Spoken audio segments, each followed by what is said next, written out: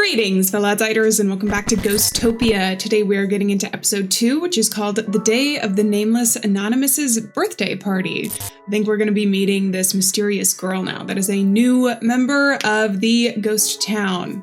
Let's play. It's like a dream. That's supposed to mean something good, right?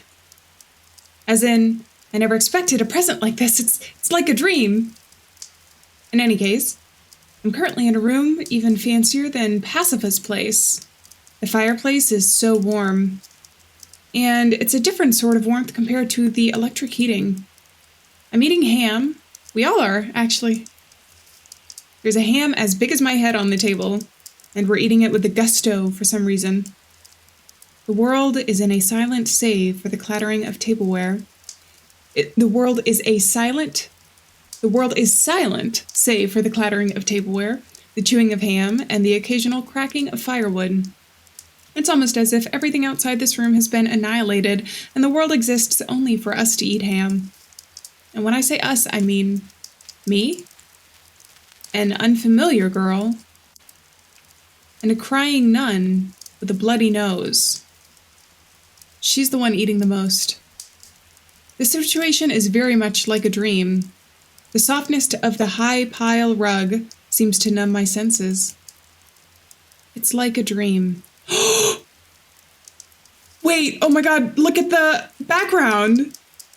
Did she have that before? Right here.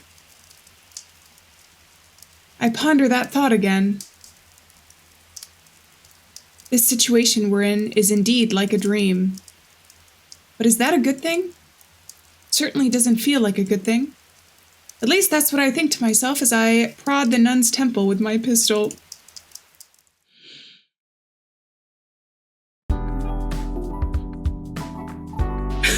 Whoa!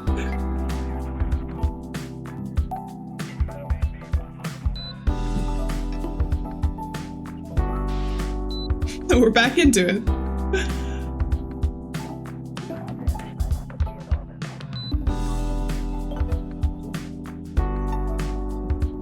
I like this intro sequence, it's cute.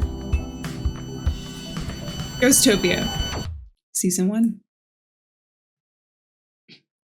I remembered something. Just that it happened. I didn't remember how I felt about it or anything. Got an achievement, Waking from a Daydream, start episode 2. It was as if I were simply watching a slideshow in an empty audiovisual room, completely disinterested. Huh? Did that happen for real? As soon as I start to question it, my body feels like it's floating. My limbs clench for something to grab onto, and then I find myself on my bed. I'd woken up. Was that a dream? That was strange.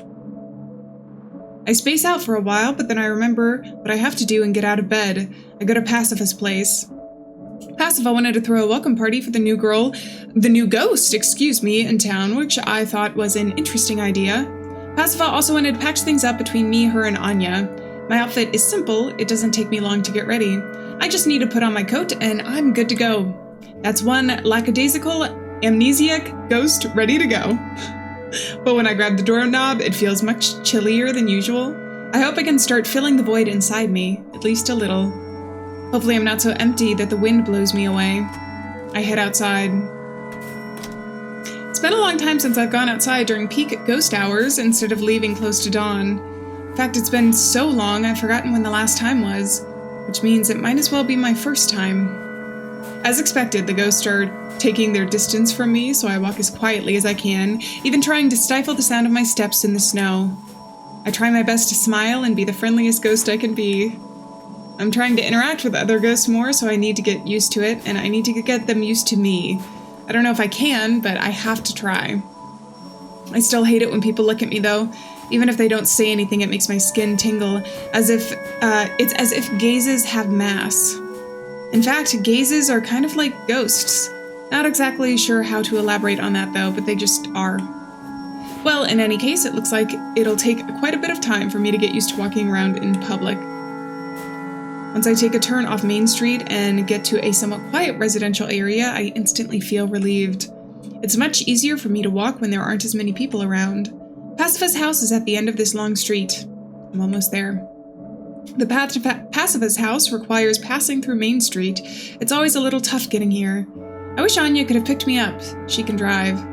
But ever since that incident, I think it's best not to get in her car.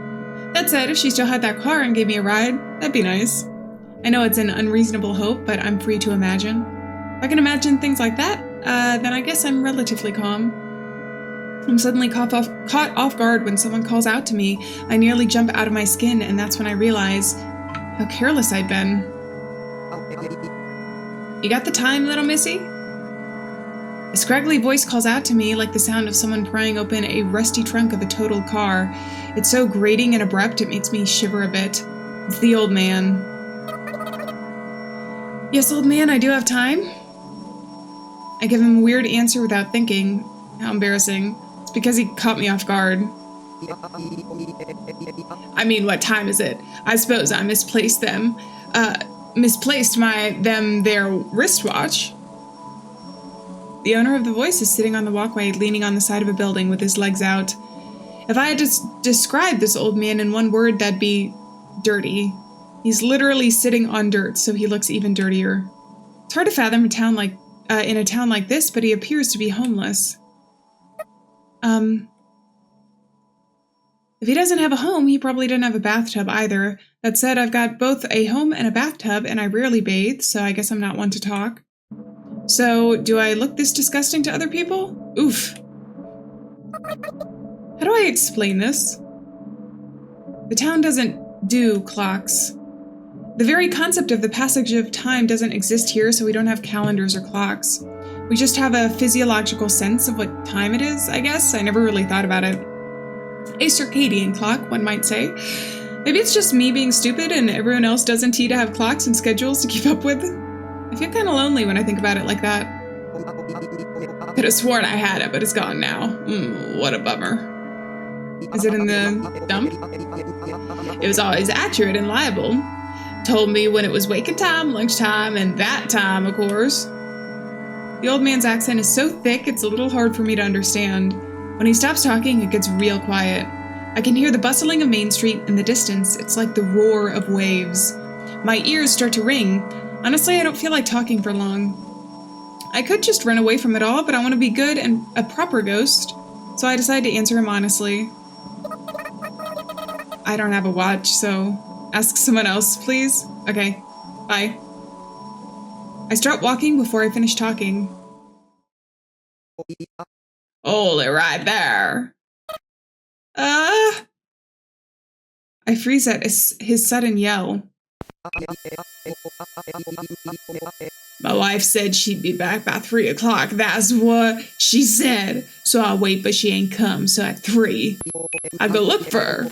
But she ain't nowhere to be found. Won't my wife come back soon? The kid come back soon, so I think someone's holding her back, right? The priest? That was all like annoyed and such. So really? So now I know, like I always ever knew. Some of you must have stolen their wristwatch. Okay, it wasn't me. I'm scared, and I've got a feeling that things are only going to get worse. My wife said you're the culprit. Okay, he's clearly not in his right mind, but I think that we're somewhat alike in that way. No, it wasn't me. We both lost something, but I'm not sure what. It's a cruel irony to wander around looking for something when you don't even know what it is you're looking for. It's incredibly frightening to think that he and I look alike to those around us. Zoya wouldn't lie to me. Why I oughta learn you a lesson.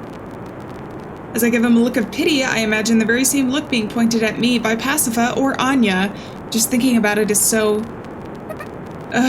I lose my footing. It's been ages since I've last felt an earthquake. Obviously, it's all in my head. This town's never had an earthquake. Booyah! For some reason, seriously? Why? The elderly man strips off his clothes and lunges at me. I barely dodge, but what if I didn't react in time? I shudder at the thought. I gotta run. I slip past the elderly man and head to Main Street. It's not a place I'd like to go, but it's much better than sticking around here. I'm seriously starting to worry that I've been sealed away in a world with just me and the elderly man. I can hear rough breathing approaching from behind. I'm so dizzy, I can't get proper footing. The narrow path seems like an infinite corridor. This town only has 1,024 people, so it's not a surprise that the population density is low. Not sure why that thought passed through my head. Guess my brain just wants to escape from reality. By the time I leap out into the bustling of Main Street, I'm out of breath despite not having run that long of a distance. But I don't scream for help. I wanted to, but I hesitate at the last moment. The ghosts look at me with fear in their eyes since I rushed so suddenly out onto Main Street. I feel like this has happened before. I can suddenly feel the cold snow through my boots again. My nose tingles. The elderly man catches up to me wearing his undershirt. I finally got you. Please stop already. I shout. Part of my brain, or rather, part of me says, you should have just ignored him from the start. The elderly man stops and stares. Did my shouting catch him off guard? Ugh. The old man's eyes begin to water, and it's not because of the snow. He's crying. Why? Why am I alone? Why won't nobody love me? Why? His cries echo even louder than my shout. What's his problem? I want to know. I really do. This is really uncomfortable. It's like when someone points out something that you just can't unthink. Starting to get nervous here. I don't know. I avert my eyes and walk away. I've taken a bit of a detour, but Pacifist's house isn't too far away. And this time, I'll make sure to ignore everyone. The elderly man stops crying, and when I start walking, the path clears. Crunch, crunch. The snow crackles underfoot. The ghosts chatter, their voices masked by that faint sound, but I keep walking. I know the answers to your questions, little missy. I don't stop walking. Crunch, crunch. He's bluffing. I'll tell you the town's secrets. Crunch. Don't stop walking, you idiot. You want to know why we're here, miss, and what exactly this town is, don't you, little missy? I turn. Oh boy. I turned around, didn't I? A minor blunder. The whispers of the ghost and all the other various smaller sounds seemed to fade into the distance, as if I had turned down the volume knob on the TV by a little. I can't even hear a static noise deep within my ears. The elderly man notices my piqued interest and hums to himself in satisfaction.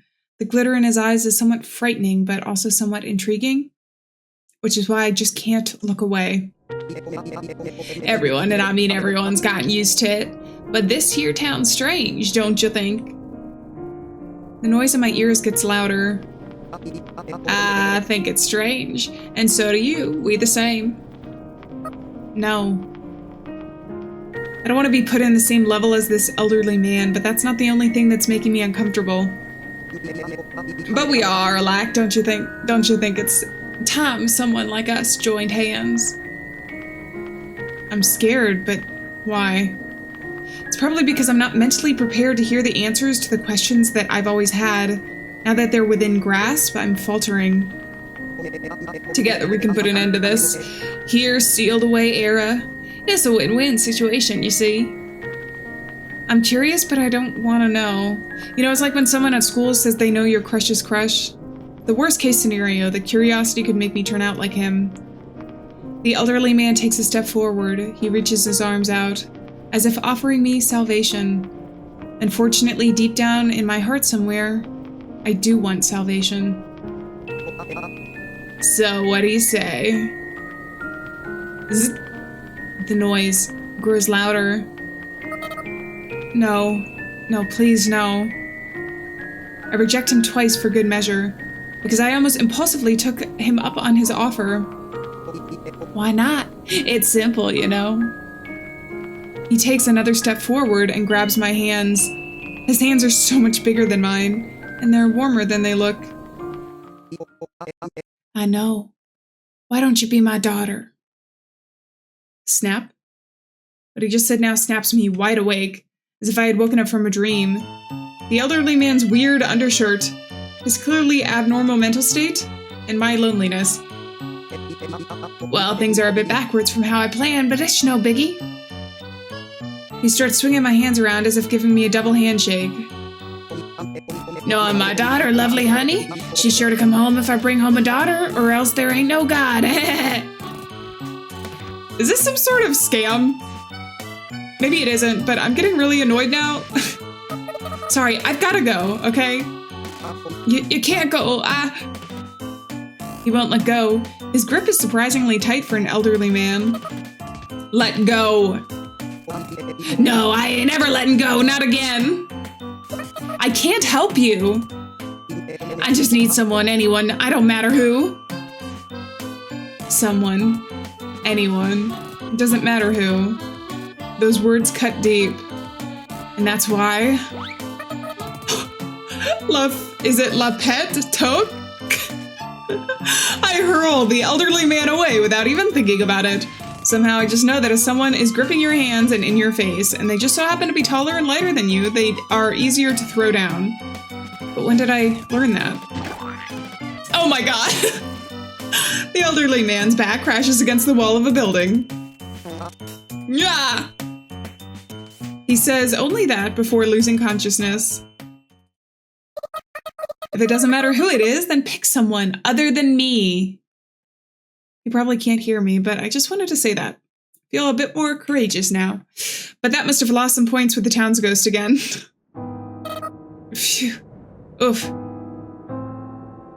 I thought I'd be more shaken after injuring someone, but oddly enough, I'm not that shook. I'm calm enough to walk and think about how long it'll take me to get to Pacifist's house, and if word of the incident will spread. Crunch, crunch, crunch. Oh right, the new ghost should be here by now. Crunch, crunch. I'm sure Anya's gonna talk about me in an exaggerated way, and Pacifist will rebuke her for it. Crunch, crunch. And that's when I come in, calling Anya names like Poopy Doo Doo Head, and Pacifist will agree with me. Wonder if the new girl will laugh. I bet you will. Crunch. I can't wait to see them all. Wee-oo, wee-oo, wee-oo. Siren coming from behind. No way, I think of myself. Only for the police car to pull up, over behind me. Oh, for crying out loud. The audio feedback of a megaphone screeches. This is the police. You stop right there and turn around slowly. Megaphones always give voices a particular grating sound. Gee, officer, I didn't know there was a speed limit for pedestrians. If only I could throw out a lighthearted joke like that. I hesitate for a few seconds before turning around, and as a meaningless token of defiance, I turn around at a normal pace instead of slowly. As a coward, that's about as much resistance as I can muster. That's enough resistance for the man to pull out his gun as soon as he comes within eyesight of me. He's even making sure to partially hide behind the cover of his car door. Look, I don't have a gun or anything, okay? Though I guess I can't help it since I'm an ex-convict.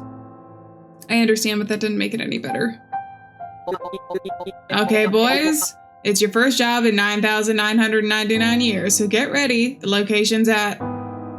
He's probably calling for reinforcements at the police radio. I wish he'd cut it out, but unfortunately, all I can do is watch. Over. The suspect is... the ninja. Again with the ninja talk. Why do they think I'm a ninja? I'm not a ninja. Just turn yourself in, please. We don't have to do anything either, you know? Just want to talk. I'm pretty sure talking counts as anything. I almost forgot about it, but that's how cops are. They have this annoying way of acting all buddy-buddy. It's annoying, yeah, but in a way it brings me back. Brings me back to the terrible times, that is. I didn't do anything wrong. But there was a report, you know? You assaulted an elderly man, didn't you? I didn't do anything, and I've got somewhere I need to go, so if you'll please excuse me. Okay, so how do you explain the elderly man slumped over there? Self-defense. Everyone's guilty of excessive force claims self-defense. Everyone guilty of excessive force claims self-defense, you know? But this is a no-but situation. But this is a no-but situation kind of but. The waste of time sluggishly drags on. Sir. Here comes the police. Where is she? Rushing in from the back alleys. Where's the ninja? 3 uniformed officers file into formation. Ah, took you boys long enough. From 3 different paths at the same time. Now then, you mind taking a little trip with us to the station? When their superior gives the word, the officers casually disperse. They block the access to the back alleys, trying to prevent me from escaping, surrounding me, as if I'm a criminal. Or perhaps a criminal ninja, to be specific. 2 of them seem like they're just itching to go. The welcome party must have started already. Maybe they're sad I'm not there. Maybe they're mad. But it's not my fault. When I think about it like that, I start to feel the irritation boiling up from the pit of my stomach mixed with some other emotions. I want to run away from here. Sorry, but I've got to go. I repeat myself. When I take a step forward, one of the officers takes out his gun as if by reflex. Fast, precise movements, almost like clockwork. It seems to set off a chain reaction as the other 2 officers also draw their guns. I don't have time for this, so I can't stop now. One officer stands in my way, pointing his gun at me, but I still don't stop. I'll shoot. I mean it. You'll shoot and... I ask that question and then take another step forward. He shoots his gun. It doesn't hit me. Dodging gunfire isn't hard as long as you pay attention to the trigger finger and the way the muzzle's pointing. As someone once said, you can't dodge a bullet, but you can dodge a gun. At least I think someone said that. Is it true, though? I get the feeling that didn't really happen. In any case, I snatch the officer's gun and kick him in the gut, knocking him out. Underneath his thick clothes and thin flesh, I can feel his bones break through the tips of my toes. Maybe she really is a ninja. A ninja? You think I'm a ninja, huh? Then you better not complain when I act all ninja-like. You want me to be a ninja so bad? Then fine. I'll be your ninja. You got a problem with that? After a moment's delay, the guns start firing one after another. I leap. Since the officers have their sights narrowed to aim, for just a second, it'll probably look like I teleported to them. But a second is all I need. Before they can find where the ninja vanished to, I swoop down and slam my foot into another officer's head, knocking them out. I follow up, oh my god, by training my sights on the 3rd officer mid-air and shoot out both of his kneecaps. Unable to stop the momentum of the bullets, his bones and flesh tear open like a pair of red roses. Only the police chief remains. He seems to be preparing something behind the cover of a police door. Is that the awkward pump action of a shotgun I hear? My suspicions are confirmed when I see him awkwardly point the muzzle through the tinted glass, but I don't stop. I hold up one of the felled officers as a human shield as I advance. Do you dare shoot your ally as he still breathes? He dares. I admire your guts, Chief. The police car window shatters. The glass shards twinkle as they dance through the air. But you forget I can leap. Now you have nothing to show for your guts, and his allies' guts are showing for nothing. As I dodge the wide spread of shotgun pellets, I look down at the astonished face of the chief. I brace the lower half of my body for the landing. Why do you look so surprised? This is what ninjas do, isn't it? It's your own fault. I know I've always wanted to dream, but this is pretty much a nightmare. Before I realize it, I hear the noise in my ears again. My nerves are right on the edge. The soles of my shoes touch the ground. Thankfully, I don't slip on the snow. This is your own fault. Way before he can finish pumping his semi-automatic shotgun again, I've got my gun pushed right up against the chief's temple. Please put that thing down. Yes, ma'am. The chief lets go of his shotgun. He also relinquishes his pistol without me even having to ask. What a reasonable guy. I kick the guns away. It wasn't my fault. Yeah, I believe you, really, but the priest. Priest? At first I'm caught off guard to hear that name, but it makes sense when you realize the priest has the police in the palm of his hand. He told us to protect the town if the ninja ever got violent. Is the priest the one who labeled me as a ninja? Yeah, maybe, I guess. I lower the gun. I put it in my pocket. I dust off my hands. Tell the priest he can go to hell. Huh? That makes twice today that I've sent a guy flying through the air. Say $1. Police investigator yells the name of an obscure marine organism before falling unconscious. He's heavier than the elderly man, but I still pull it off. Guess that's one more reason to hate the church. I toss the officer's guns into the trash and start heading towards Pacifist once again. Alright, so there's obviously some repressed fighting skills that our main character has here. There's nothing odd in particular about the rest of my journey, and I'm not just saying that because of how bizarre the journey has been so far. I just mean I keep walking, make progress, and eventually reach my destination. Pacifist's house is a little bit away from the center of town, but none of that really matters now that I'm here. It's a splendid house that even I can appreciate. It's different in every way from my apartment. It's spacious, warm, and standalone. You'd expect a rich, friendly family to live here, and yet Pacifist lives here by herself. Then again, so does every other ghost in town, without exception. There's a weather-beaten sofa sitting out in front of the house, a ghost man sitting on it. He looks away as if I'm an eyesore. I don't remember the sofa, but maybe it just slipped my mind. It strikes me as strange that it's sitting outside, all exposed by the elements. Then again, this whole town is weird at its core, so strange is nothing out of the ordinary. Now that I think about it, I remember this being the sofa Pacifist packed up from the garbage dump when we did a garbage collection yesterday. I'm half relieved that I remembered and half sad that I forgot. The positive and the negative cancel out to 0 inside my heart. I ignore the man and head to the door. After just a second of hesitation, I ring the bell. Bring! For an expensive-looking house, the doorbell sounds surprisingly cheap. After a moment of silence, the door opens abruptly, and the thick panel of wood almost perfectly soundproof, preventing me from hearing anything that might be going on inside. Yo. Contrary to my expectations, it's Anya who showed up rather than Pacifist. Oh, hello. I feel like I've stumbled at the first step. I panic a little, but just a little, so I'm able to act natural. Nice weather we're having. It's night, and snowing. Oh, yeah. I stumble, stagger, and fall flat on my face. Metaphorically speaking, not physically. That's just what it feels like, and it kind of hurts. Well, whatever, come in. We've got coffee, black tea, and some weird herbal tea or whatever, but what would you like? Anya heads back inside, beckoning me in. I follow and shut the bulky door behind me. The various sounds of the street suddenly fade into the distance, even sounds I didn't realize were there until they're gone. I went with coffee, 1 sugar. Why are all the drinks at this girl's house so good? I mean, they must be expensive, so bougie. Oh, it's pretty.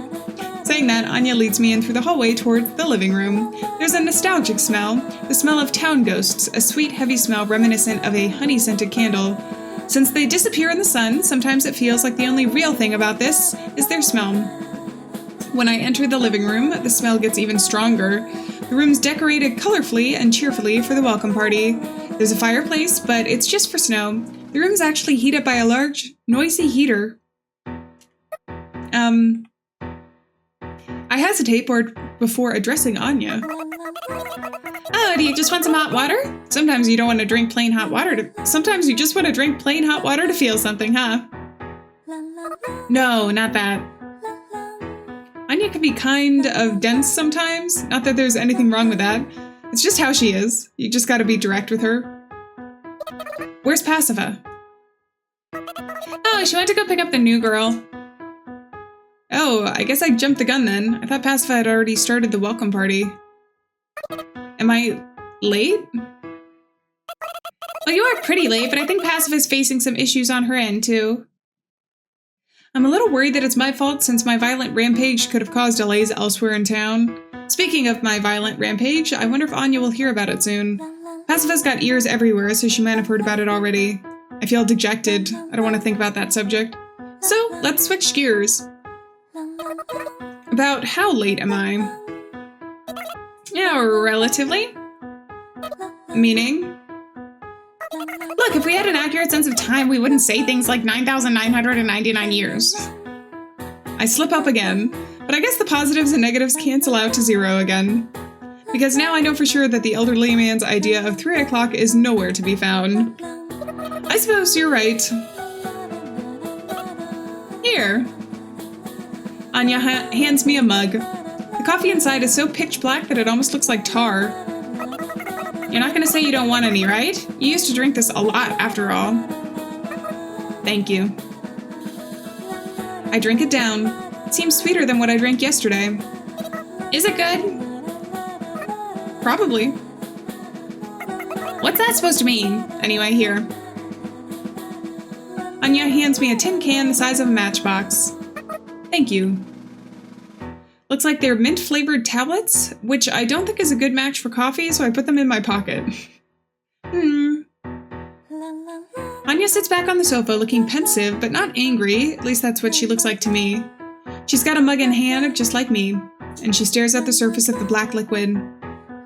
I stand at the entrance of the room, watching her. I forgot to ask her where to hang my coat. Say. Anya looks up. I start to worry that I've been staring too much at her. Yes? Sorry if, we're bothering you. Bothering me about what? That's what I should have asked, but I'm a little too late. Anya starts talking again before I say anything. If we're not bothering you, then that's fine, but I don't want to be a bother. That's just like a lose-lose situation all around. Anya talks in intermittent bursts, so it takes me a moment to figure out what she's talking about. Are you talking about calling me over here? If it's a bother, then I'm sorry. You don't look like you're enjoying yourself too much, and you look like you hate it when I talk. I just want you to believe me when I say that there's no hard feelings or anything. I feel a little hopeless. Though I don't know if hopelessness is something you can feel just a little of. Feels just a little teensy tiny part of your heart has been crushed. Overall, you might not be that hurt, but you feel hopeless in that small aspect. Oh, it's not like I hate being here with you. I say that loud and clear, and I swear it. I suppose the obvious explanation here is that I'm lacking in sociability. I should have smiled more. I should have come here sooner. Anya doesn't know about the scuffle I had outside, so she thinks I just dragged my feet to get here. I don't hate it at all. Anya looks at me. Now it's my turn to look down at my mug, except I had already drank up most of mine, so I've got no choice but to look back up. Well, okay, but... Anya looks at me again, with sad eyes that make me sad too, though not as sad as her. But I wanted to do it. Anya murmurs. We decided that this is what we should do, even if you hated us for it. What you should do? We wanted to make a new friend for you. It's the least we could have done. After all, it's almost like we had stolen ourselves from you, I guess. I guess what she's trying to say? I get what she's trying to say. It's almost painfully obvious to me. We want you to have friends, even if you hate us. We could at least get the new girl to be your friend, couldn't we? But that part, I just can't understand. I'm sorry, I really am. I'm sorry if we're being too nosy, but still. You've got it all wrong. For a moment, I thought I could hold myself back, but I realized I just can't. I shout. This is all just a big misunderstanding. Yes, this is a misunderstanding indeed. One huge misunderstanding. I hear a voice from behind. Pacifa standing there with snow still clinging to her body. Pacifa! If you're wondering why I came back alone, it's because those popes at the poopy church kicked me out for some poopy reason. Pacifa talks up a storm in a single breath, but she doesn't stop there. And yet, I still did my best to leave with a smile, and what do I see? A stupid client calling out to me even though I said I'm closed today, but I still handled it with a smile. Anyway, I came back because I was worried about Sayoko, and what do I hear you telling her, huh? Look, I just felt like I had to say it. I mean, it's not fair to hide it from her, is it? Fair? I see. Fair, huh? Look, timing is everything when you've got something to say. If everyone spoke what was really on their mind all the time, we'd have nuclear warfare and the world would be blown to bits. Assumed mutual destruction. Do you get it? I'm sorry. Pacifa's angry look causes Anya to completely shrink away. It's kind of sad to see her like that. It's okay. I don't mind at all. I speak up louder than I anticipated. The gloom in my heart seems to have dissipated. I suppose the gloom was blown away by Pacifist's whirlwind of complaints. That must have been her intention from the start. She's always one step ahead of me, huh? She's trying to make me a friend. It makes me happy to think about it like that. Why don't we just leave it at that? If you want me to hurl this empty-headed redhead out of the window, just say the word. How about it? But there's no need for that. You're too kind, Sayoko. Wouldn't you agree, Anya? I'm so sorry. It's okay, really. When I let out an exasperated sigh, Pacifist holds my hand. She then looks me in the eye and says, You know as well as I do that this girl's kind of blunt. She doesn't mean anything bad by it, okay? Okay, Before I can find the next thing to say, ring! The doorbell rings. Anya? Got it. Anya goes to the door in Pacifist's stead. It's probably that client again. Just tell him I'm busy today. Gotcha. Is that the guy on the sofa? Maybe? Anya slowly disappears down the hallway. So slowly you can clearly see how annoyed she is. So what were you trying to say, Sayoko? Oh, I was just thinking about how amazing you are, Pacifist. Oh, thanks. But what do we do now? We've got to take that girl home somehow. What's she like? Well, I only caught a glimpse of her. Suddenly... Gwah! Anya shrieks at the front door. For a second, I think it's the police, but I just anticipated them, and then that gwah sounded like a gwah of annoyance or disgust more than anything. I wonder what that's about. Hey, Anya, what's wrong? No, I'll be right there. Damn, son of a bitch. An exasperated Anya peeks into the living room. Cassie, you got a visitor.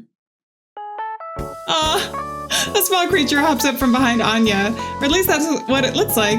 It's obviously not an animal. She looks so happy. Thanks for inviting me, even though you're so busy. Phew, what a lovely house you have. You weren't invited. The small creature is actually just a child. Well, I'm not exactly an adult myself, so am I a child too? I don't think I give off childish vibes, though. Do people only see others as children if they think of themselves as adults? See what I mean? Glah, am I right? What evil have you ushered into my house? Pacifist furrows her eyebrows. This little girl couldn't possibly be that harmful, could she? Oh wow, you must be the ninja everybody's talking about. It's super honored to meet you in person. As soon as the girl notices me, she speaks up with sparkles in her big round eyes. Oh, I probably am. Hi.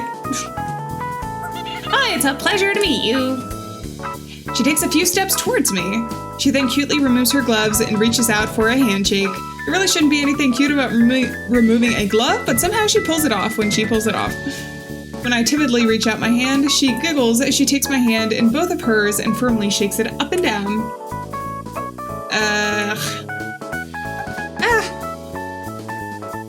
What's with the disgust? She seems like a polite young girl. That's exactly why. Say, Clara, shouldn't you introduce yourself? Oh, yeah, you're right. The girl named Clara hops back, straightens her posture, and looks me in the eye again. My name's Clara.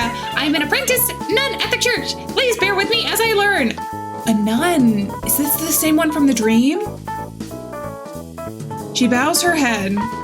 Not her upper body, just her head. An awkward gesture for sure, but that awkwardness only adds to her cuteness. She's got a very cute face, but she doesn't seem to realize it herself. Looks like she's trying her best to please everyone in her own way. She's perfect because of her imperfections. At least that's the impression I get from her. See? I'm sure you understand now, Sayoko. Huh? What? You see, this girl isn't clergy or anything. She's just a normal girl, but she's always around the church because she adores the priest. So you hate her because she's a church spy? That's about a third of the reason why, yes. She may look cute and innocent, and she's even modest and unaware of how cute she is. She does cutesy kitty stuff every now and again. That's why everyone loves her. She's perfect. And because she's loved, her perseverance is unbending. She's so pure it makes everyone love her all the more. Few people hate that kid. That's why she can't even tell if someone hates her or feels uncomfortable around her. And that just makes everyone around her love her more and more. So she's happy every day, and so is everyone around her. There's something blood-curdling about Pacifa and Anya's explanation. The way they're blocking the exit as they talk makes it feel as if they're initiating me into some sort of cult. I suppose that's pretty much the opposite of what they're doing, though. Everyone loves that kid. She's cute, cheerful, unbiased with her unconditional love, and she has an irresistible charm. Well, I haven't done anything worth of praise. I just want to be like the priest. She's got a very cute face, but she doesn't seem to realize it herself. Looks like she's trying her best to please everyone in her own way. She's perfect because of her imperfections. I take another look at the nun in training in front of me. Huh? She kind of pisses me off. I know, right? It seems we've come to an understanding. So basically, it boils down to how it makes one feel to see this perfect little girl living in her perfect little life. Many people will probably think she's cute, but some won't. So you're projecting and using her as a scapegoat for your own inadequacy? You could say that. Well, I guess it's kind of creepier for everyone to like someone, so I guess that's natural. I won't deny it, but I won't apologize for it either.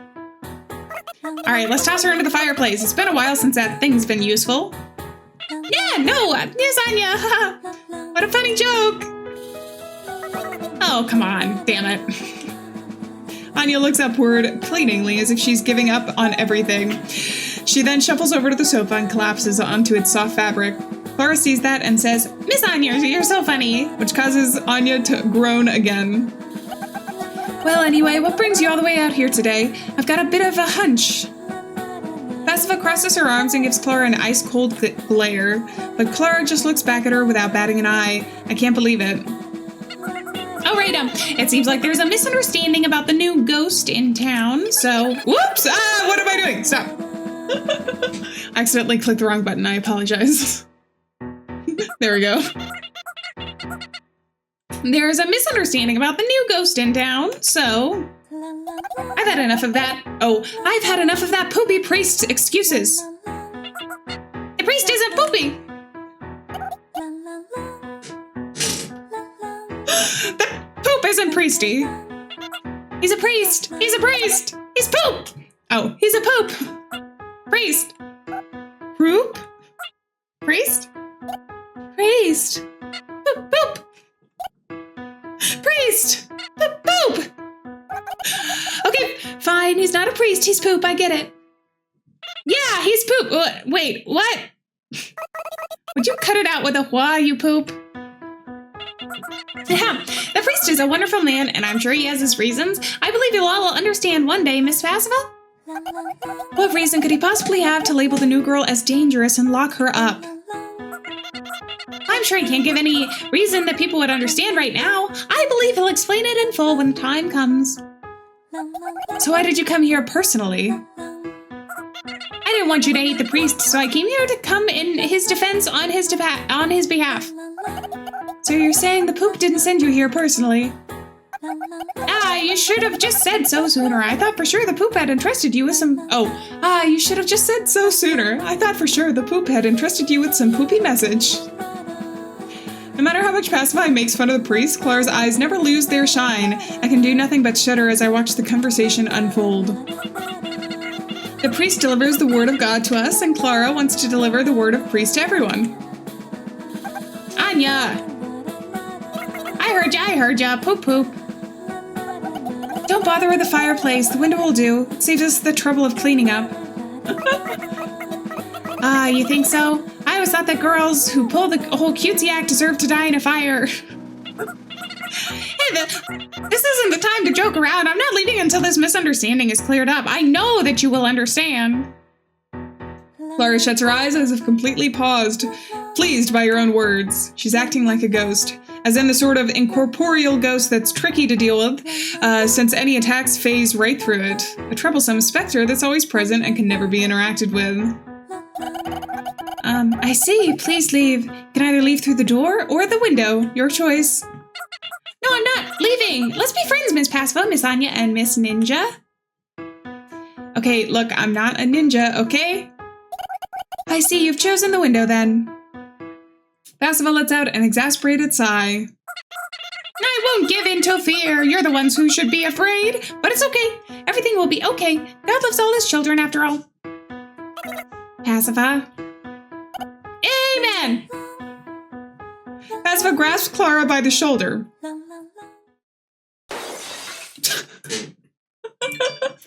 There she goes. I feel tired all of a sudden.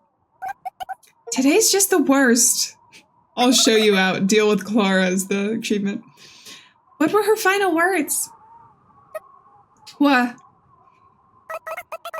Why would you say what when you've been thrown out of a window? At least say eep or something. Guys probably like that part about her, the what part, I mean. The wind's blowing in through the broken window, but none of us complain. We would rather invite the cold in than invite her. The decorations sway in the chill, invisible wind. Anya and Pacify ignore it as they sit back on the sofa. I'm, sorry you went through all of this for me. Aw. I sit directly on the floor, a little bit away from them and lean against the wall. Warm air rises, so it's much colder near the floor than you'd expect. I hate myself for failing to find a better seating position. Having failed to accomplish their duty, the welcome party decorations look somehow cold. The poor new ghost. I hope for her sake she's not the cutesy type. Oh, don't worry about it. I'm not mad at you, Sayoko. I'm mad at the church. You know that, don't you?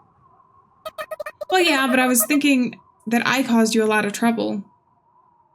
I don't know the specifics, but I realize Pacifist has worked really hard for my sake, so that she could make me a friend. Even if I stopped being her friend, what's that supposed to mean? I didn't hear everything that dummy Anya over here said, but it's not like we want to stop being friends with you or anything. We just wanted to do something for you as a token of reconciliation. But physical objects quickly disappear, you know, so we wanted to give you a friend. It's like planning a surprise party. We've gotten this far, so we might as well see the whole thing through, right? We didn't mean to trick you or anything, honest. Yeah, I understand. It's okay, actually, I should apologize for all this trouble I've caused. Before I can finish that thought, I sink into silence. I'm cold, the heater's on, but that's like bailing out a sinking ship with a thimble. It's too cold for comfort. Aren't you cold? Why not sit over here? Yeah, that's right. Aw. Pacifist and Anya scooch over and make some room for me in the middle. It should be much better than the floor. And we all might be warmer if we share body heat. I get up, stand in place, and hesitate for quite some time. In the end, I decline the offer. I tell them I'm going home since I'm tired today. Okay.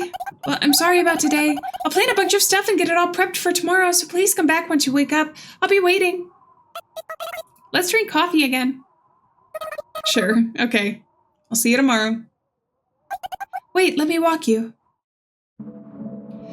I tell her she can just walk me to the entrance as we part ways. The moment the door closes, I can hear Anya's voice through the gap saying, maybe I should go home too. The sky's still dark. There's still ghosts coming and going around this time. Considering the whole commotion earlier, I should probably avoid Main Street. I walk stealthily, avoiding contact with others. I don't feel especially cold since it was already pretty cold inside the room. They wanted to make a new friend for me. That's what those two said. I feel like that's part of why I was so intrigued by the idea of a new ghost in town too. Anya, Pacify, and I have ended up getting ourselves quite the reputation. A new ghost would be convenient as a friend since she won't be aware of any of the town's history. She's equally distant from everyone, so if we get to her first, we're sure to get on her good side. That's probably what I've been subconsciously thinking. The subconscious is an amazing thing, huh? I guess my subconscious is smarter than I am. So, in other words, their present matches my needs. Regardless of how they try and show it, they treat me like a friend. It truly does feel like a present. But if they want me to have a present, even if I won't be their friend anymore, it doesn't really make me happy. I sigh. I want to be friends with them, forever. I never really thought I needed a new friend. I'm satisfied just spending time with the two I have. But saying that would be like telling them, no thanks, I don't want your present. I don't want to do that. I feel like the presents should make both the recipient and the giver happy. I mean, I've given presents myself before, haven't I? Hopefully I have. I desperately search through my empty memory and arrive at my apartment before I know it. I'm home. Pacifist's house isn't that far away, but I feel like I've walked quite a distance. I wonder what happened to the elderly man and the police. Hopefully they don't come for revenge. I don't want to be thrown and shot repeatedly as payback. Payback. That gives me an idea. Oh yeah. I figured out something I can do. Maybe I can pay them back somehow. Are we doing what I think we're doing? I don't think I've really used my brain to think up something like that in a long time. Tee-hee. I can't hold back a giggle. Just when they thought I was out. That's the cryptic thought that comes to mind. And as soon as it crosses my mind, I tumble down the stairs. But that doesn't stop me from thinking about how I can pay them back. Aww. Oh, the little animations are adorable. Even later at night, when maybe 60 or 70% of the town's ghosts are asleep, a man stands in front of the entrance to the church, one of the biggest buildings in town alongside the station. He's not dressed in appropriate church attire, however. His oily face is covered in stubble. His gloves have spotty discoloration, his boots are tattered. You can tell his hat smells just by looking at it. His gloves have spotty discoloration, and his boots are tattered. Oh, I think this is the same line. His protruding belly pushes against his coat, and the questionable stains on it, and most of all, he has a rifle. He's a watchman. They're seen at the church from time to time. Whenever something happens, watchmen stand guard in front of the church. These men patrol the church with guns, clearly neither clergy nor parishioner. The men don't know why they've been deployed, but the priest has ordered them to guard the church, so they guard the church, even if it's empty. The priest just has that much influence in this town. This particular man looks dumb, but his eyes are good enough that he doesn't need glasses. Might look dumb, but his eyes are good enough that he doesn't need glasses, so he notices a boy approaching. Hey kid, no unauthorized access today. With great difficulty, the man tells the boy that access is restricted. But I would like to pray. Can you make an exception? The boy shyly pleads with the man. No can do, sonny. Can't let nobody pass through. The man grips his rifle and thrusts it, threatening the boy. But the boy doesn't falter. The man can read his facial expressions. Can't read the facial expression since the boy's cap is covering his face. I didn't say there wouldn't be anything in it for you. Oh, the boy. The boy speaks. Please take this. The boy holds out a tiny resealable bag with 3 white pills inside. They're top quality. Oh. The man hesitates. He takes a bit of time to reach an answer. Oh, fine. So you'll let me through? Just make it quick. The man clears the way. He figured that if the boy were a malicious intruder, he wouldn't try waltzing through the front door. Perhaps another reason that the man was already looking forward to enjoying those pills, and thus my infiltration of the church is a success. Oh! Is that us? Phew. Just like a ninja. That sign must have broken my concentration. Because my disguise, a coat, mask, wig, and other things I picked up from the garbage dump instantly disappear. So do the remaining mint-flavored tablets, even though I only took 3 of them to put them into the bag. That's so funny. Just for formality's sake, I should apologize to the recycle shop for stealing the clothes and whatnot. Looks like I can carry fewer things than most other ghosts can. Though I guess maybe I've only forgotten that fact and I'm just now remembering it. But I don't have time to get lost in thought about it like I usually do, because I hear someone. Or rather, I hear and see someone at the same time, and just the sight of that someone alone is enough to make me sick.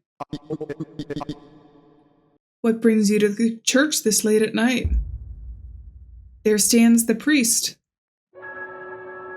Are you the priest? It'd be stupid to ask that, so I don't. The priest matches the priest in my vague memories, so this priest must be the priest. He reminds me of a long-dead lion. His swept-back hair looks like a mane.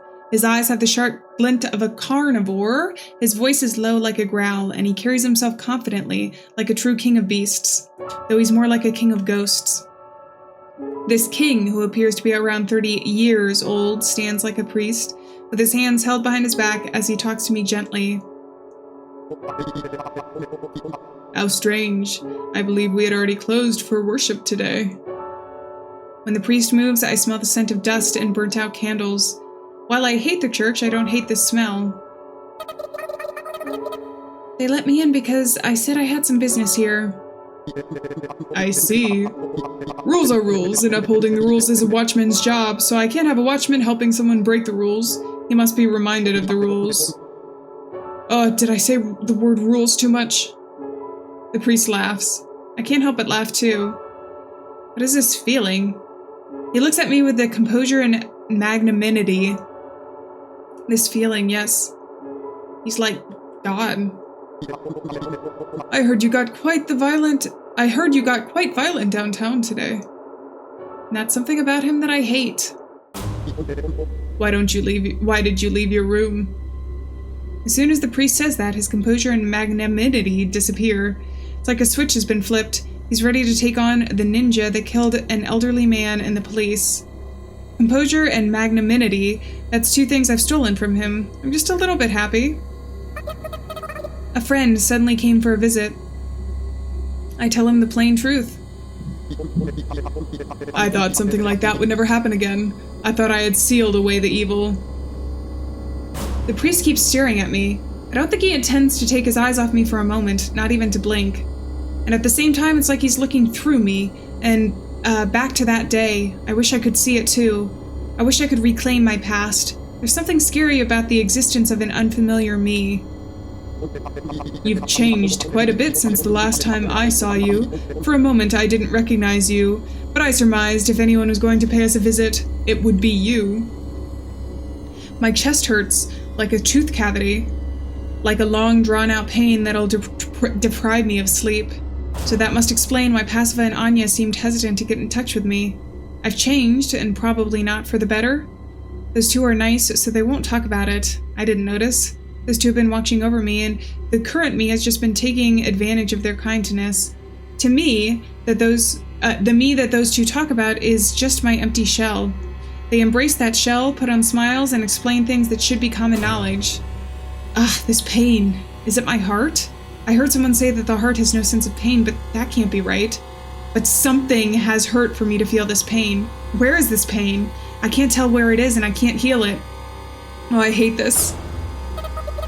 The new ghost is here, right? Give her back. I speak in a firmer tone. I want to get out of here as soon as possible. Give her back? Oh, but she's not yours, and you've never had her. She's dangerous. Maybe even more dangerous than you. I need her. For what purpose? My friends need her in order to help me, so I want to help them get her. It's a strange thing to say, I know. Maybe I'm broken, but this is the answer I've come up with.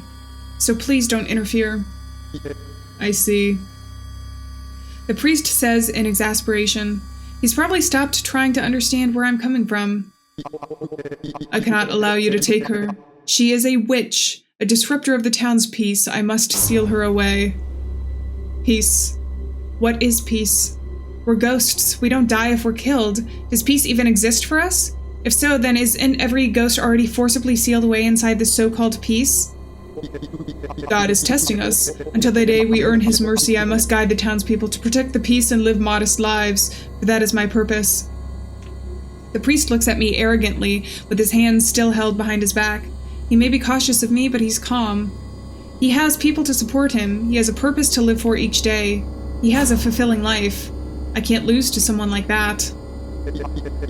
When we earn his mercy, he will lead us to paradise. By spreading his word to even one more person, we can live better lives. And I intend to hold out until that time. Each sin cleansed is another step towards paradise. Even someone as empty as me can realize that, and so I pour all of my nothingness into it.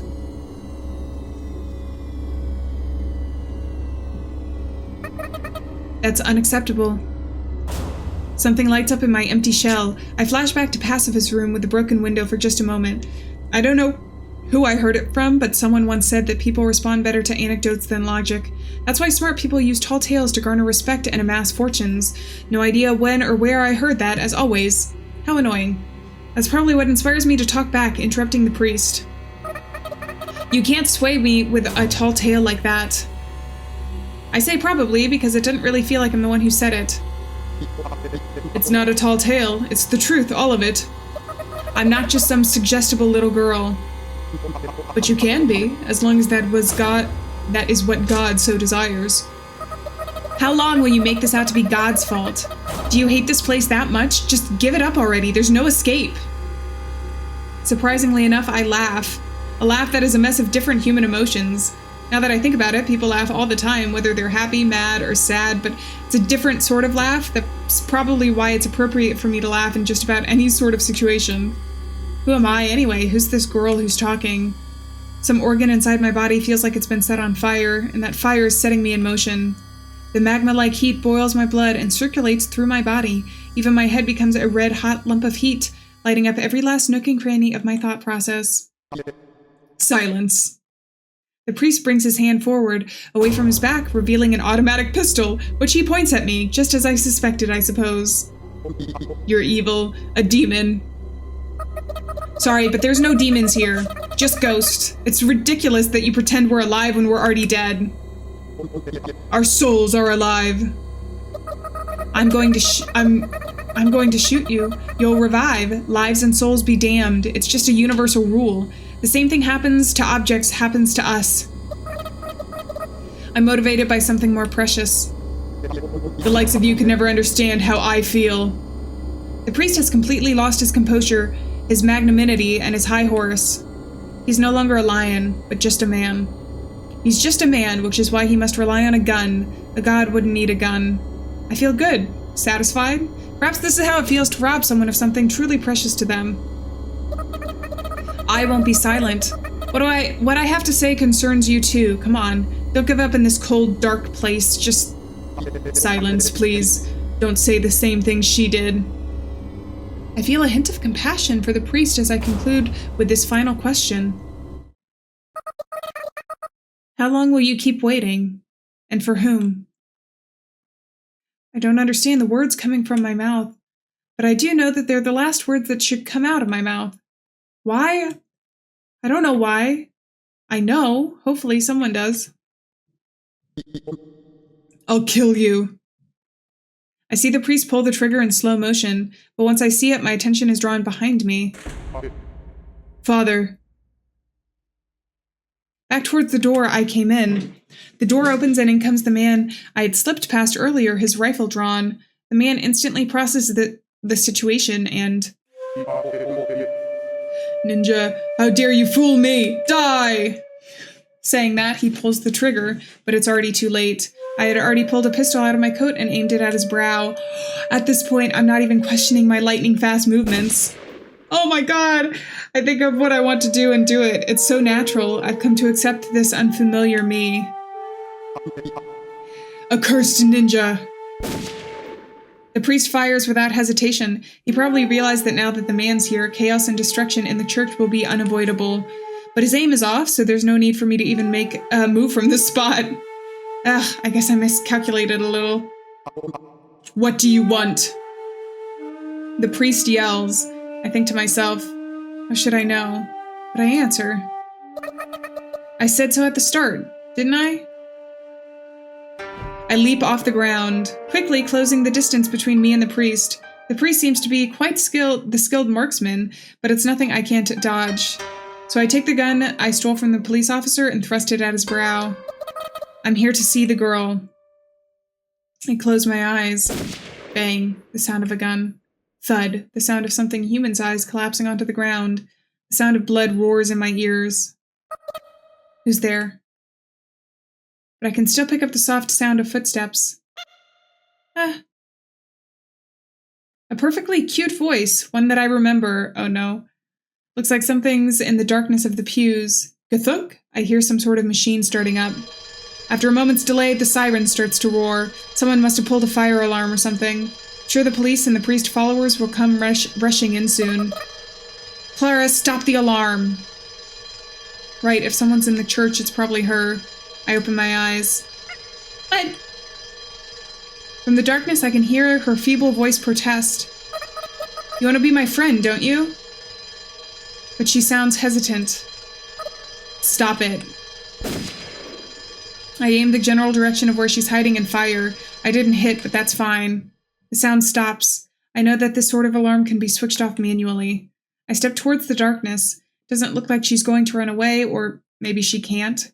I step up next to Clara as she desperately tries to keep standing on her shaking legs. Miss Sayoko, please, apologize. I'm sure everyone will forgive you if you just step down now. It'll be fine. I'm sure everything will be fine. Lead the way. Let me help you, Miss Sayoko. I made flour out of paper. You can have it.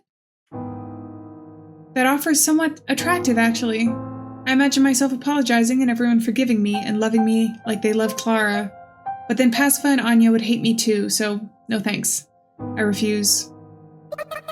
I said lead the way, poophead. Oh no! I strike Clara in the face, making a proper fist with my hand, of course. Clara flies back about half a meter, her nose bleeding. She places her hand on the ground, trying to get up, but fails. She looks confused. She hasn't realized that she's been roughened up a bit, but she's not crying. She's got a bewildered look on her face. She still doesn't realize what's going on, and that irritates me. I hate you, but I might come to like you. Lead the way unless you want me to hit you again. I spit out those words. To be honest, I don't hate her enough that I want to hit her.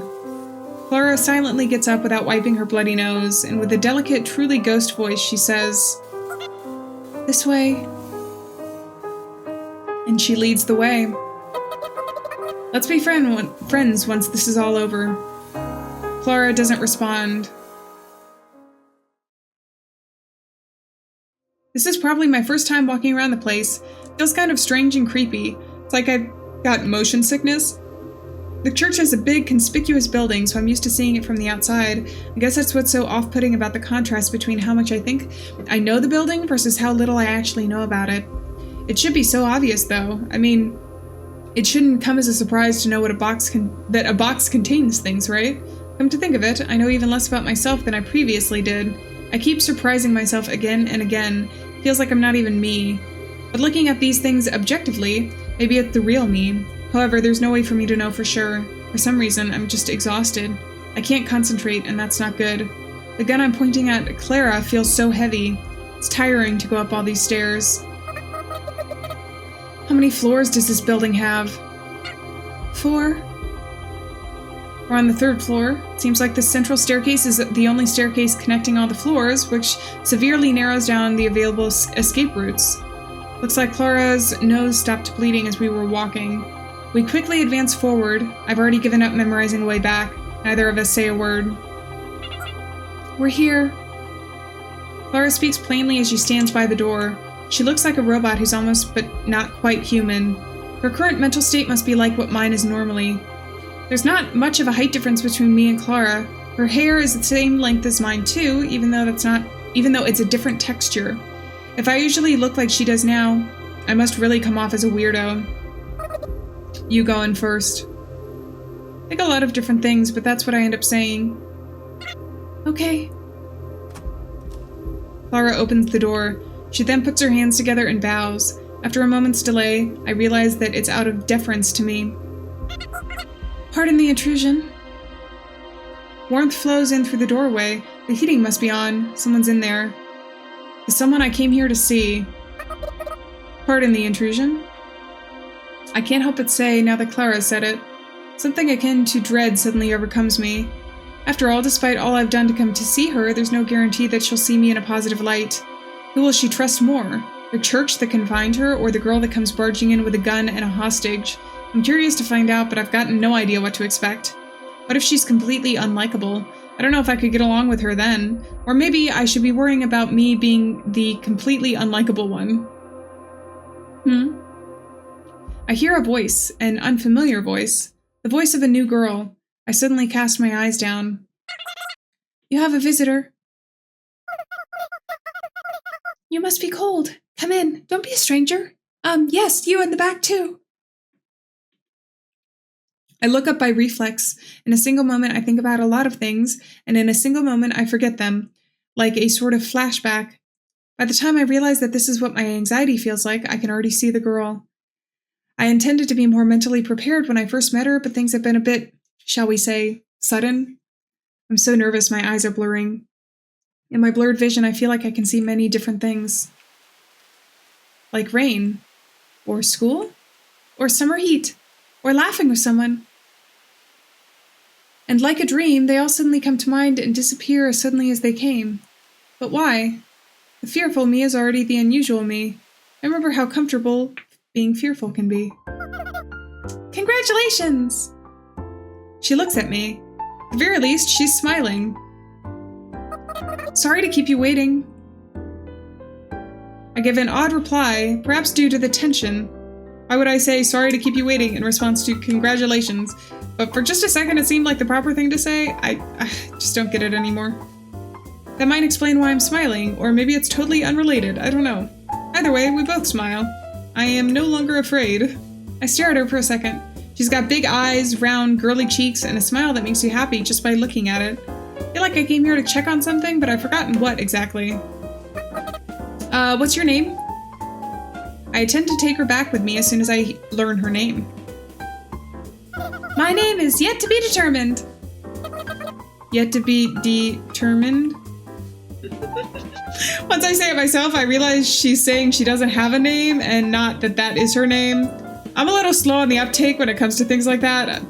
Jeez. I don't know how ghosts get their names. Do they keep their names from before becoming ghosts, or do they get new ones? No idea. So, hey, are you two free right now? It says Mitt yet to be. No, I'm not free right now, but I'm trying to free you. Please, run away with me. Right now. Oh, good! Miss Yet-to-Be smiles. A carefree smile. I can tell just by looking at her that she's genuinely pleased. Honestly, I think it's a nice trait to have. Then why don't we eat some ham together? It's delicious, you know? You too, Clara. Unfortunately, it seems the new girl is not a good listener. This is plain bad. But I don't repeat myself. After all, there's no use talking to someone who doesn't listen.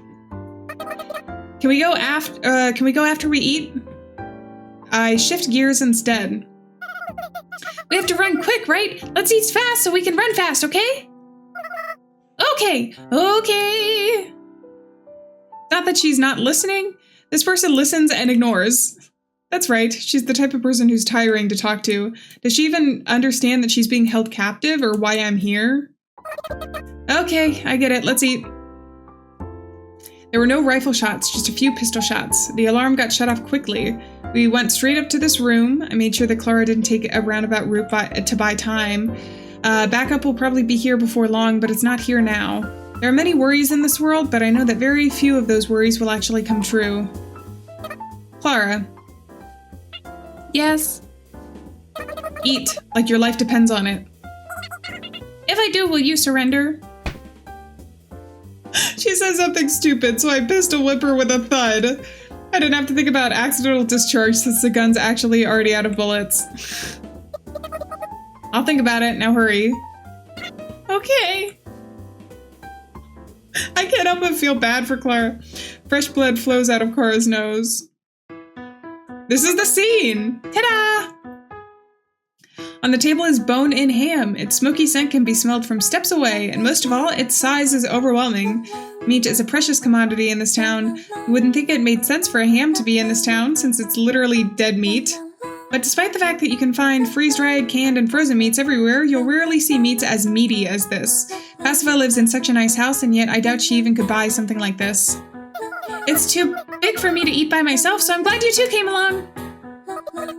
How did you get this? Alieann gave it to me. The priest? Oh, so that's who he was. That's kind of funny.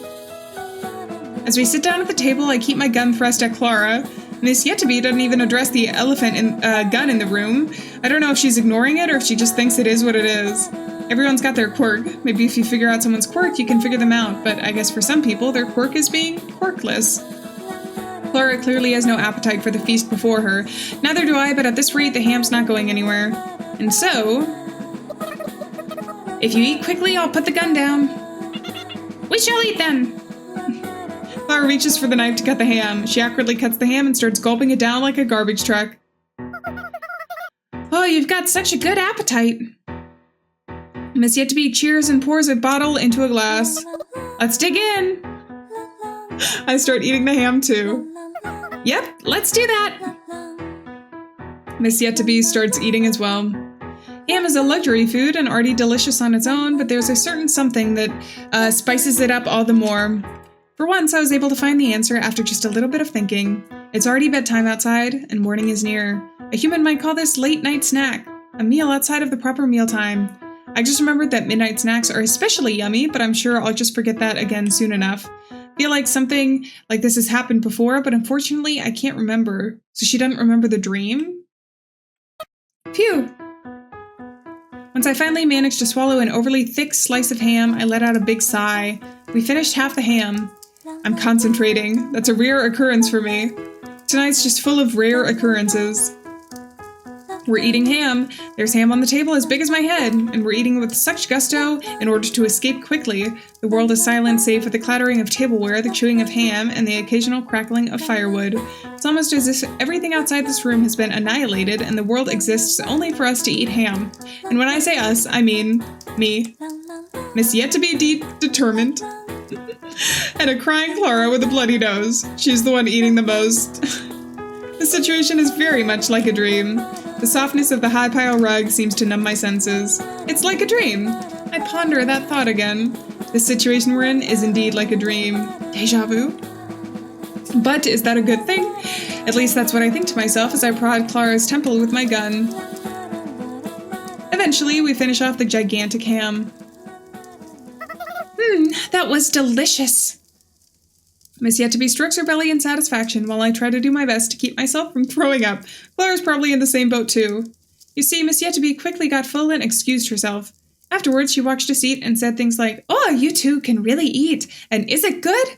So Clara and I ended up finishing off the majority of the ham. Now then. Miss Yet-to-Be steps up from her chair and claps her hands together. Ring! The stopped alarm starts ringing once again. Please wait here, Clara. If you run away, I'll kill you 9,999 times. I run out of the room and check what's happening outside. I don't sense anyone on this floor. The priest's corpse must have been spotted by now, and it should be clear that I'm the one who killed him. I think to myself, if I were the backup forces, I'd gradually go up the stairs to corner me. There's no time. I rush back into the room and take Clara and the new girl. Oh, my suitcase. Miss Yet-to-Be says that right as we're about to leave. No, it'll just hold us back. I'm in a tight spot here. There's no guarantee I can protect her and her baggage. Can we come back for it later? I decide to lie. We can come back for it any time. Okay then. Just a little white lie. It's nothing. Gunshot rings out from a lower floor. They must have found the corpse. After that first shot, several follow after it. Then I hear something break. Sounds like they've got shotguns. That's no good. I guess they must have mistaken something for me. They gotta keep a cooler head. But that just goes to show how much they fear the ninja. Good. Excellent. If you want me to be a ninja, then I'll play the part. Being bloodthirsty is simple. It's kind of nice, actually. Makes you painfully aware that we are dead. The gunshots stop. I hear men's voices. They must be arguing. Maybe they're pretending to clear the area, but I think they should keep it quiet. Sounds pretty dangerous down there. Miss Yet-to-Be murmurs. Don't worry. I continue. We're going up. If we can't go down, then our only option is to go up. I'll show you the ninja's true potential. Miss Yet-to-Be leads the way as I threaten Clara, keeping going up the stairs. Oof! Clara tumbles, probably not on purpose. Her nose starts to bleed yet again. Maybe she plans to die from nasal blood loss. Over here, 4th floor. But as a result, our pursuers have spotted us. I pick up one girl in each arm and dash up the stairs. I leap through the first door I see without hesitation. They don't chase after us immediately. Maybe they want to be sure they can overwhelm me, or maybe they're thinking they just need to block the center staircase to corner the rat. That's an extremely logical thought, as long as you don't expect that rat to go even higher. What is this room? It's the priest's room.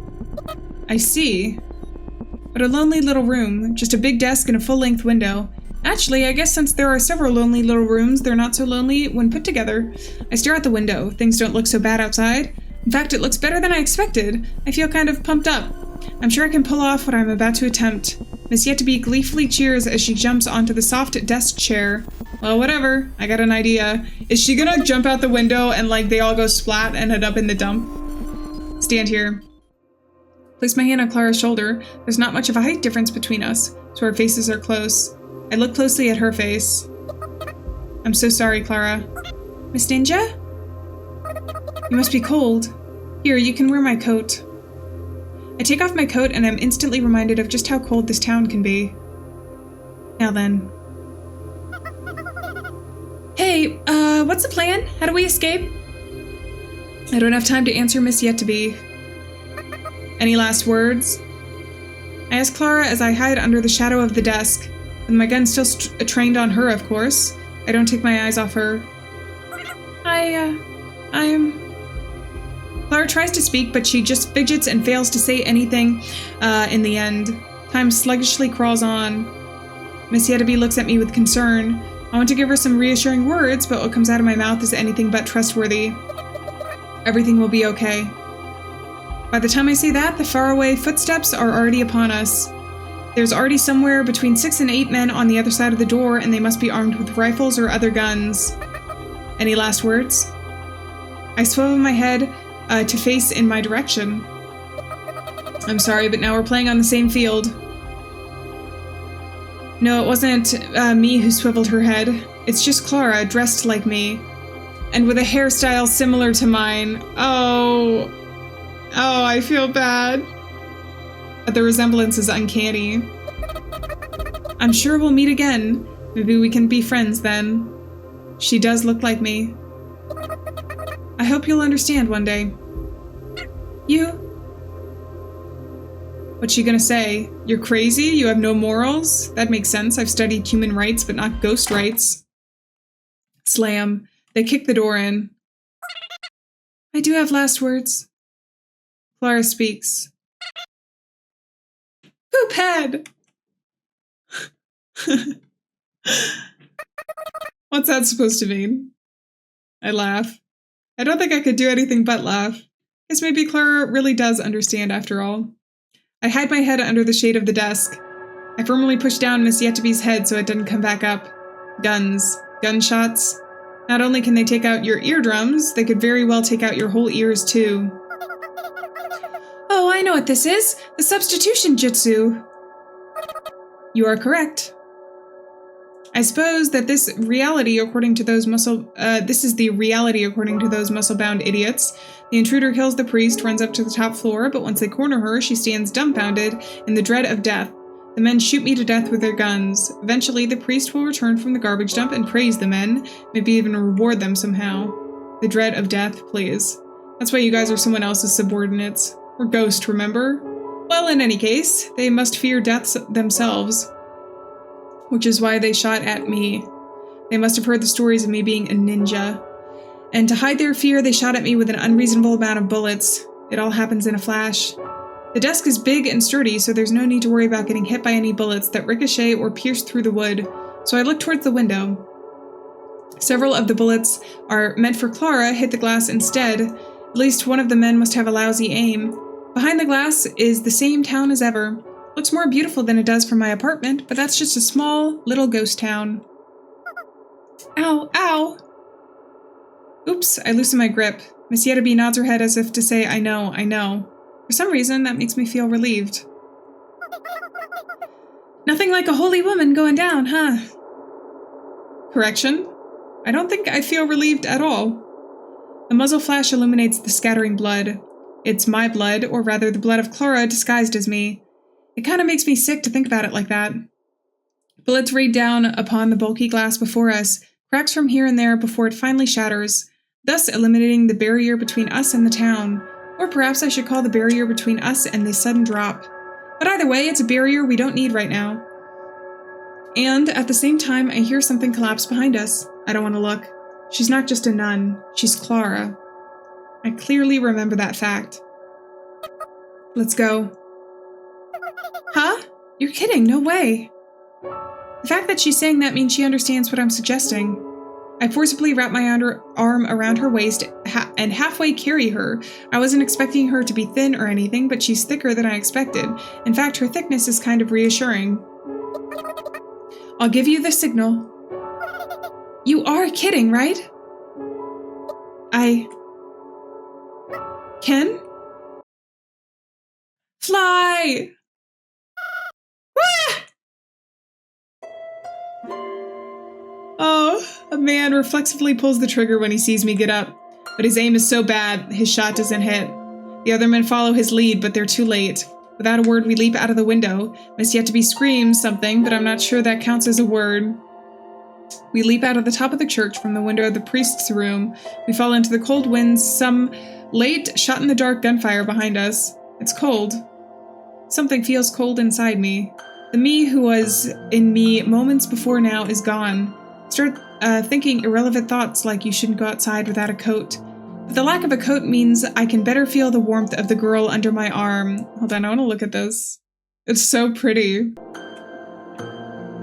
Aww! I'm so happy.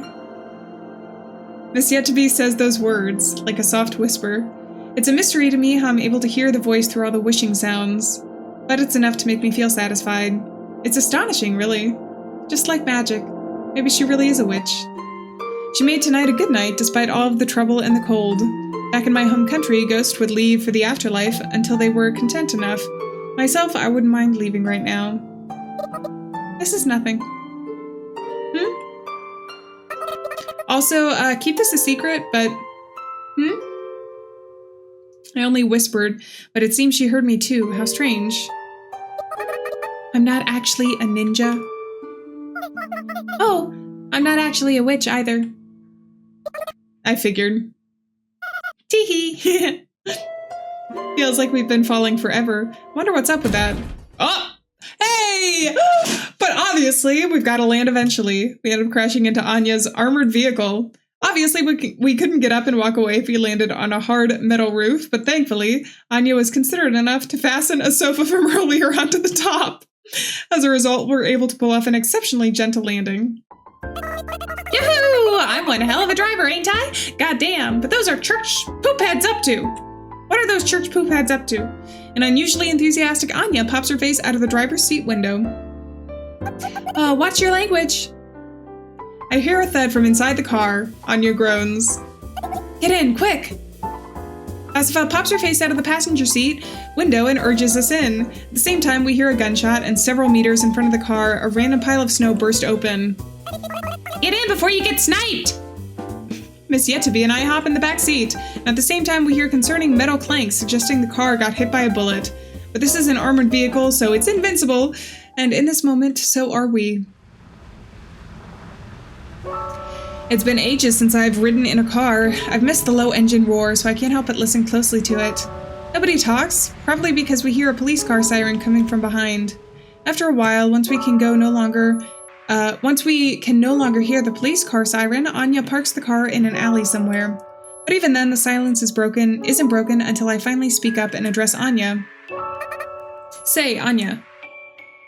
Yeah? This is the same one, isn't it? Yeah, why? I didn't realize you still had it. I do. Be a ways to get rid of it, you know?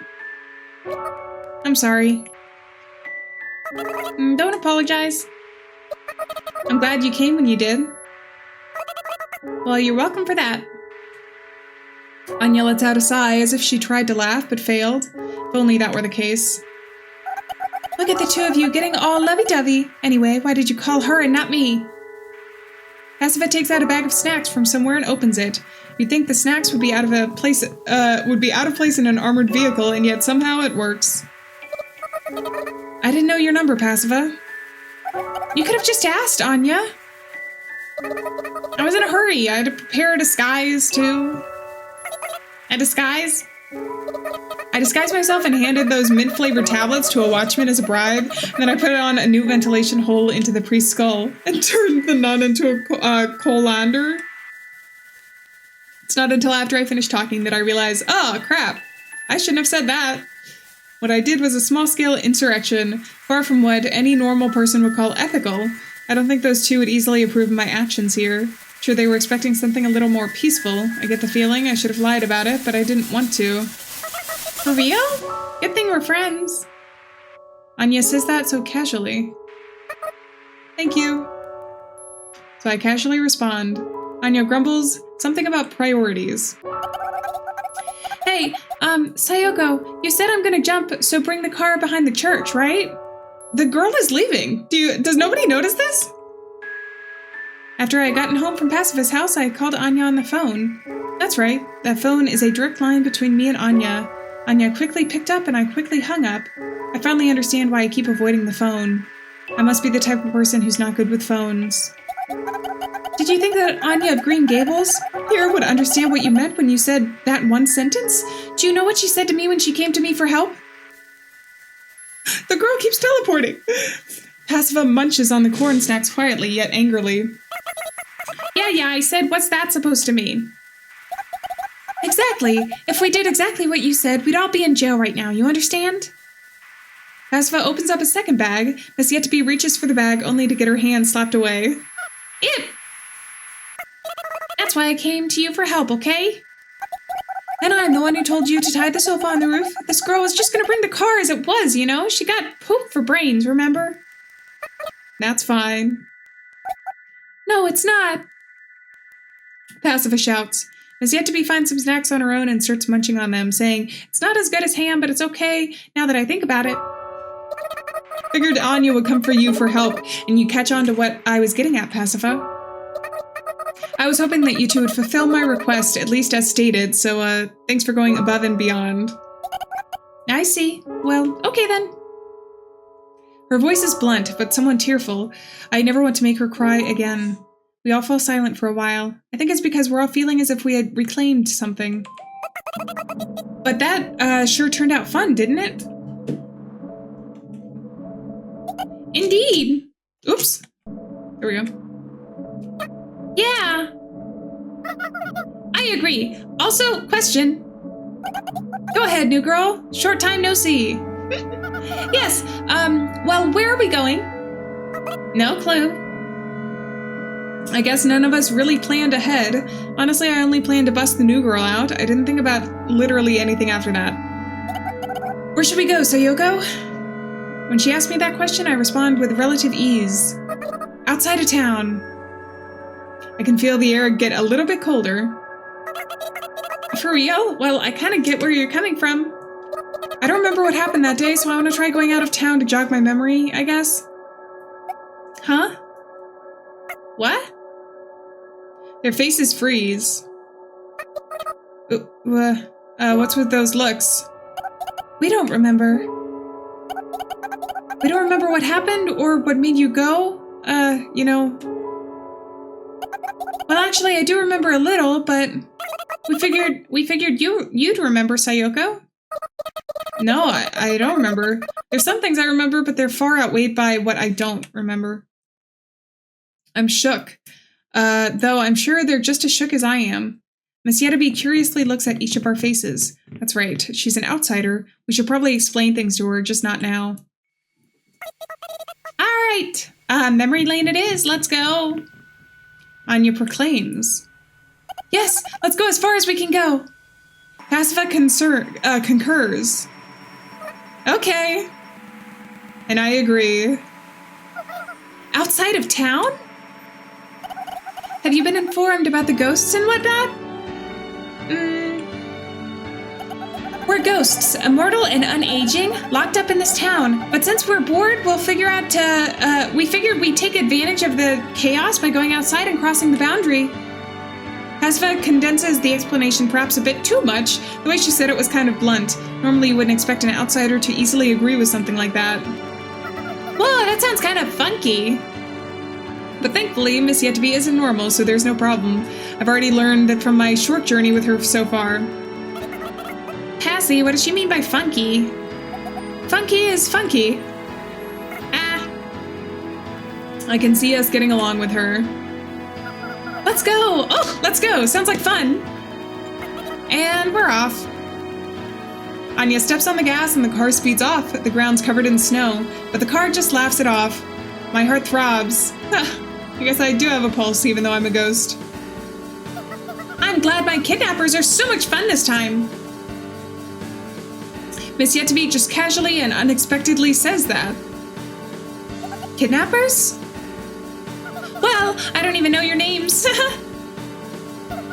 I just came along for the ride before I got an explanation, so it's like you're kidnapping me. How fun. Kidnapping. The mood in the car suddenly gets tense. I did pretty much just kidnap her, but Pacifa and Anya don't know that. Sayoko, did you just drag her out with giving her an explanation? And she just, like, went along with it? I was too busy eating ham, okay? Ham? Oh, don't worry about it. I mean, kidnapping in, like, a good way. There's a good way? Those church people wouldn't tell me anything about the town, and besides, it's more fun to be with other girls. They all seem like nice people. Well, okay then. That's fine, I suppose. Well, as long as Miss Yet-to-Be is satisfied, that's fine, I guess. We'll all fall silent for a while. The view from outside the window gets sadder and sadder as the town slowly fades away into a barren field of snow. Outside of town. I wonder what's on the other side. We need to have a welcome party. Pacific chimes in. I guess she's grown tired of the snacks. Welcome party? Oh, that's what we all gathered here for. So you kidnapped me to throw a welcome party. Wow, a surprise party, thanks. Oh, about that. How about we make it a birthday party instead of a welcome party? Seems more festive that way. A birthday party? For a ghost? How about we give you a name as a birthday present? Oh, how lovely! Sayoko, you're so talented. Talented at what? We giggle, but Anya stays quiet. I guess she's having a tough time driving. However, that isn't the case. Okay, time for some bad news. Anya clears her throat and starts speaking. The car's equipped with a powerful engine so it can run anywhere, and it's carrying a ton of fuel. How powerful? Well, let's just say that, barring wear and tear, it can run pretty much forever without resupply. Honestly, this thing's built like a tank. But, unfortunately, it doesn't seem to be running properly, and I'm sorry to tell you this, but, What? It's gonna explode! We need to run! We can't! We've got 30 seconds and the blast radius will be hundreds of meters wide. It'll tear up the ground and spread radioactive fallout everywhere. There's an objective- That's an objective fact! What is going on? And a practical solution, I propose we complete this birthday party within those 30 seconds. That's all the more reason to get off this thing! The blast radius is hundreds of meters long, Passy. I suggest you give up. 25. I understand. Let's move on to the gift giving then. 22. Guys, we can forget about this. Your name is Ham. No, wait. 18. Yoru. Yoru means night. That's the yo in Sayoko. Also stands for, and we met at night, so Yoru. For something I came up with on the spot, it's actually a pretty good name, I'd say. Then again, ghosts are dwellers of the night, so maybe every ghost in this town should be called Yoru. But these people don't know what kanji are, so I don't think anyone will catch on. What a lucky break. 2 nightly names. Within me, she is there within me. This is my little secret. Time passes, and I think to myself. Whoa, it's nice and simple. Straight to the point. Good, that's the spirit. Good name, 10 out of 10, 10! Happy birthday, Yoru! 7. Alright, we got the important stuff out of the way. In just 9 seconds, things are gonna get kind of hectic, but it makes me feel like, it makes me feel something. Makes me feel alive. Let's be friends. 4. The flow of time is like the temperature. If either of them drop to 0, you freeze. I'll be your friend too. 2! That's why all of this commotion seems kind of warm. Welcome to the ghost town. It's a joyous sort of warmth. Thank you all!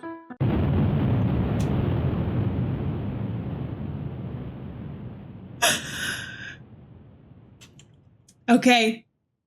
The end. And thus begins our story, I think. Happy burst day. Enjoy an explosive birthday. Oh, how fun. I mean, like, terrifying slightly, but at least we know that they'll be able to be alive. The next chapters. I thought we were going to figure out what was on the edge of town. I guess that's maybe going to be a mystery for the next couple chapters, in addition to kind of some of the mystery of Yoru and why her ghost is here. It seems like they're dead, though. Like, that was confirmed in some of the dialogue this time. So, like, this is actually, like, a town. So did they die from that missile that's, like, in the center of it? Initially, the, like, initial death? Or is this something else that's going on? It's really interesting. I want to know, like, everything about this game. I'm so excited to play some more. And then the mystery of the town, too, because it seems like the church... I'm assuming it was the church that stopped them from leaving the town during the first episode.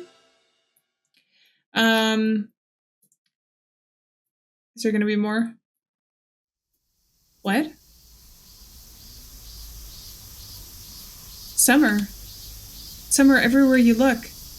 You can hear chattering voices everywhere, from the group of middle schoolers enjoying the breeze at the convenience store, to the elderly spacing out in the shade, to the elementary schoolers playing around the park.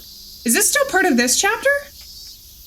As I pedal my bike, I can feel my feet getting sore from the sandals that were given to me for days like these. But I figure I can just put up with it. After all, I'll be seated for the duration of the movie. Oh, the signal turned red. This is a completely different aesthetic from what we've seen. I firmly squeeze my worn-down brakes and my bike gradually slows down.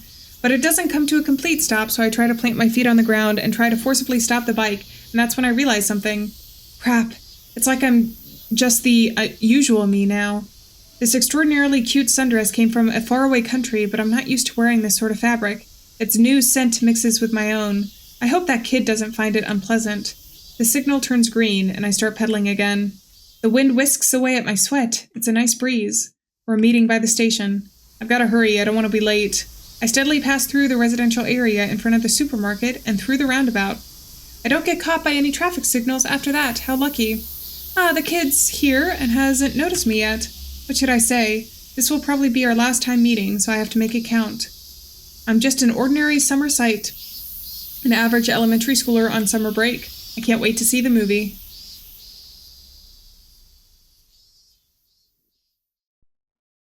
Ooh.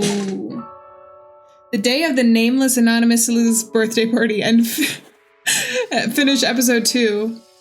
Oh, do we even have a new character, or is that still Yoru there? Oh, nope, there's Yoru. The day we found a workplace to work at. All right, so that's going to be our next episode. I'm so intrigued. I'm really excited about this. I hope you guys are too. If you are, be sure to leave a like down in the video and let me know in the comments. But I think on that note, I'm going to go ahead and say farewell, friends. Thank you so much for being here. Remember, we're not alone out there, and I will see you guys in another episode of Ghostpia Season 1. See you next time. I feel like these next chapters, too, the names are going to give away bits and pieces of the story. I'm so excited.